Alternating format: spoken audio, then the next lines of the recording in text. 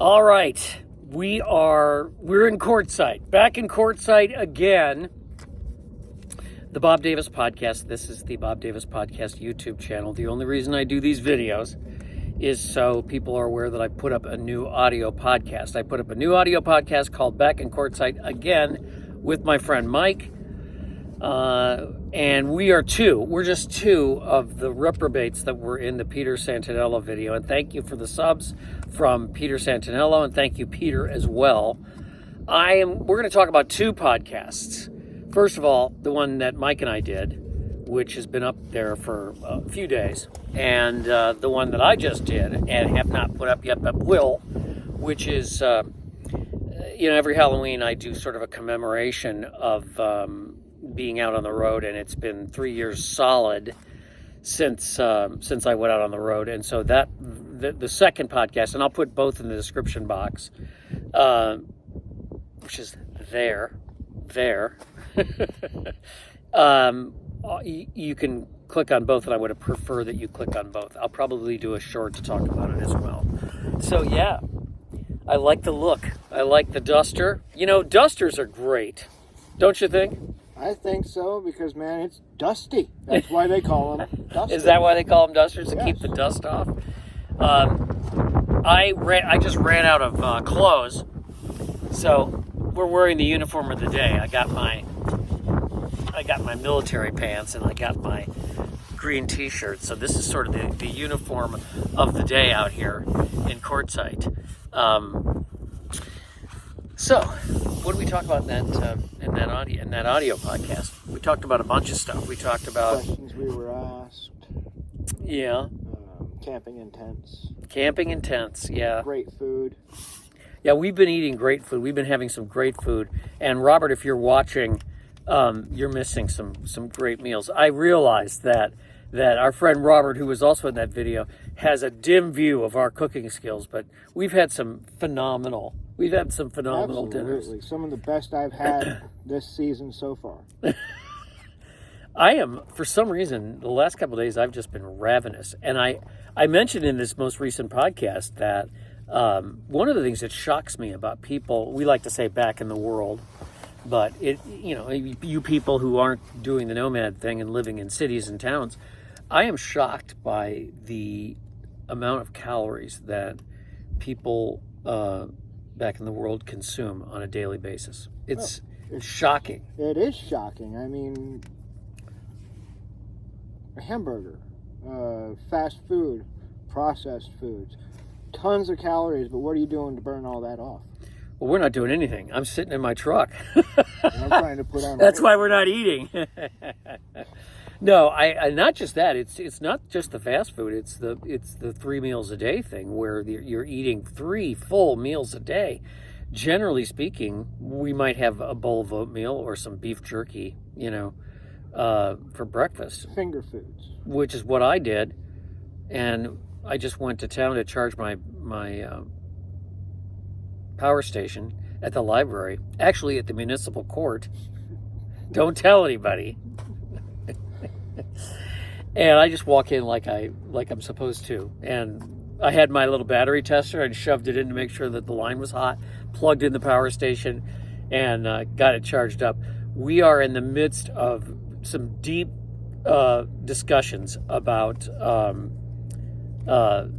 battery power, solar power, and charging our devices with a new. We're not going to say what it is, but we've got a new idea for that. So we did. The funny thing is that podcast that you and I did, that Back in Quartzsite podcast, got pretty intense about the the journey. And you made a great comment about how you said, this is my journey. I can't really give you advice on what to do, because the advice that I would give would be totally irrelevant to your journey. It's such a personal journey. There's no comparison one way or the other to somebody else's journey. That's why it is a personal journey. I tend not to give advice, because that will ruin your personal journey. Information's one thing. Advice, I won't even go there, because I'm still learning as I go. Well, I'm not even going to, I won't even give advice. What did we say? Advice or information? I don't have any information to give you. I actually have a problem with YouTubers who are like, and I'm using this kind of tire pressure thing, and I'm using this kind of, and this kind of, and this kind of, with the brand names. And obviously it's either A, they're getting paid, or B, it's a ploy to get paid from somebody. So I don't want to advertise what I'm using because I don't feel qualified enough to recommend something. Hey, get this. I'm not qualified enough to be able to make that judgment. Right, but see, I refer to people to like if they need to know about the food bank, if they need to know Well, that's where okay. to get mail, Yeah, if that's they all need right. to know where the best or lowest prices in town are. I'll help them find that kind of information. But as far as utilities and vehicles or tools, I'm not going to do it. Now, I've often talked about the Campulence Man. I think the Campulence Man is qualified to tell you what kind of battery to get. In fact, I bought my battery from the Campulence Man, so I know he's qualified. But only because I know him and have seen how he does things, the meticulous nature of his work, do I understand and know that he's actually qualified to do a lot of the stuff that he's doing. I'm just talking about this whole thing on social media where people have to mention they're using this kind of battery or they're using this kind. I don't get it. Because I don't, again, it's the telling you what you, quote unquote, should be doing. And you as well as I have heard that a lot. You should do this and you should do that. And what about you should do this? And it's like, you should do. I don't learn that way. I don't function that way. Here's the only I don't want to turn this into a bitch fest either, but But here's the only you do I will give you is you do you. Yeah. That's it. Yeah. So how long have you been doing this? Off and on. This is my 18th year. Like I said in the podcast, I've gone home to the city a few times to be with family, but I never really felt comfortable back in the world like I do out here. There's just something about being able to change environments wherever I want to. The slower nature of how things move out here. The ability to collect my thoughts without the entire rest of the population getting into my space. Yeah. And interfering with my process. Yes. I said in the 3 Years on the Road podcast that one of the things I like about this is that people accept you at face value. That is true. They don't care what you did. They don't care, who you think you are. The way I said it is, they don't care who you think you are. We just start at point. We start at point A, yeah. And if we turn into the kind of person that isn't reliable or can't be trusted, well, then that's another story. But people take you as they meet you, and I really think that's one of the great things about doing this.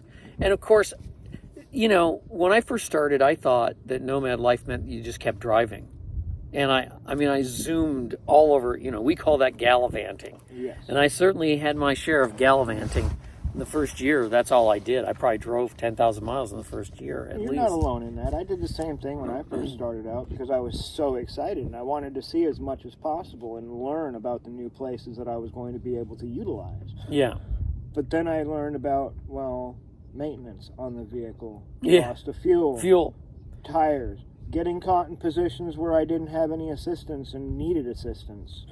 All those things came into play, and I learned. They end up costing you a lot of money. Oh yes.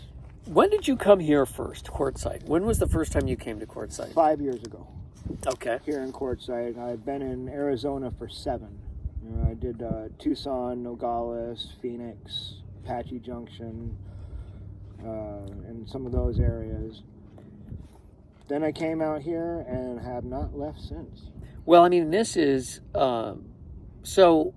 Nevada, Arizona, California, probably New Mexico. Yeah. There's a lot in Colorado too. Have a lot of BLM lands. And should we tell them? If you're watching this and you're, one of us, we don't need to tell you what BLM is, Bureau of Land Management. And it's part of the Park District and the Forest Service and the Fish and Game, the whole USDA infrastructure. And my sense is these lands tend to be buffer zones in areas that they want to conserve. So there's a couple of really nice campgrounds around Joshua Tree, a couple of really nice ones by Canyonlands. Really, actually, it's better than Canyonland because there's never anybody there. One of these days, I'm going to have to get up there and do that. That might be my next summer vacation. They have those metal fire pits like you get in a Forest Service. Oh, those are handy. And picnic tables, the whole 9 yards. So some of them are really nice, and some of them are, But there's a lot of them. Nevada, I think, has the most. And you can stay there for 14 days, free. It's not like the Forest Service where you have to pay whatever day to day, but you can only stay 14 days. These BLM places, you can just stay. Although I did have to pay at that one in Canyonlands. You can just stay for 14 days. Then we have the long-term visitor areas, which is what this is. Yeah, that's the $180 pass. You pay $180 and you can just stay here all winter. Although we do have an individual that is a volunteer ranger that likes to drive around and roust people and ask them if they have a pass. The sticker's right on the windshield of the I don't get truck. You can just drive by and see it if you want. So we aren't gonna roast him. We're not gonna roast him. He's been a bugaboo for many people for many years. Every year, at least twice a year, he comes and rolls up on my bus. He doesn't remember. 408, right on the side. It's white. How can you forget? And his wife always goes. She pulls out the thing and goes, "Do you want to see the law?" And it's like, that's not the law. Those are rules. The law is the county and the city, but don't even get me started. So that's kind of interesting. But other than that, then people said, "Oh, we get these all the time. Oh, life must be crazy, just crazy. The crazy things that happen out there." And I mentioned in the 3 years on the road podcast, people would be surprised. In fact, we were talking the other night, and I said, people would be surprised at how really mundane our life is. Don't you think? It gets downright boring at times. I mean, like, really, really boring because nothing happens, especially in the dead of summer when there's nobody here. Oh yeah, you were here in the summer. That gets Tell me about that. Excessively boring. What was the average temperature? Average temperature was 112, roughly. I mean, we bounced between 110, 117. And hitting 120. And the thing is, where we are out in these campgrounds, you can't camp out here. Number one, people did. There are things going on. People did. Several of them who got stuck here, who came here and ran out of resources, and they just were stuck out here. That was brutal to see, and we lost a few of those individuals. The older people. Yes.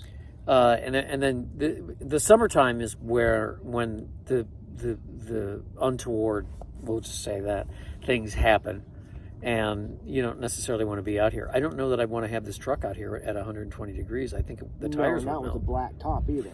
No, well, my top isn't black. So the upper half of the truck is black, but the top half, the truck is actually behind the camera. Still an oven. But yeah, and this isn't built for, you even if you had the doors open, it would be an oven. So, yeah. Absolutely, it was an oven, literally. And then we're just waiting for the rest of our friends to show up here. So we're ensconced in our little area, and you did a great job finding a great campsite. We've got some new people here. Joni with her bus, and then behind me is another guy with a bus. You can barely see it back there. Who just he's not part of our group, but he's here. And this is it. It's just a fun. And again, the main reason I'm doing these videos is not to tell people what to do or how to think or anything else. It's to just share with you that I put up a new podcast. So there's two new, basically, if you haven't seen them, listen to the one. These are audio podcasts with Mike and I. Then there's that one, but then there's a new one, which I'll probably do a short for at some point, which is called 3 Years on the Road. So you get those at the BobDavisPodcast.com, Spotify, Google Podcasts. What's your preferred? You download them from the website. I download them from the website, and if I can't get a signal, then I use Google Podcasts. I'll pick it up and quick download it from there. All right. So anyway, thanks, and And I will keep you updated on what's going on. Thanks for listening. Thanks for subscribing. Thanks for the quote-unquote likes and shares. I hate saying that. And thanks for listening, especially to the Bob Davis podcasts at thebobdavispodcast.com, iTunes, Spotify. Probably the best is Spotify. I think Spotify is the best platform. And Google Podcasts as well. Also, Audible. And if you have that horrible Alexa thing that watches everything you do, you can just ask Alexa to play the Bob Davis podcast. And usually it will play the last one, but sometimes you have to ask for the podcast by the title. And that is all. Bye-bye. Congratulations on the podcast, or the 3 years, by the way. Oh, yeah, 3 years. Thank you. Yeah. Bye-bye.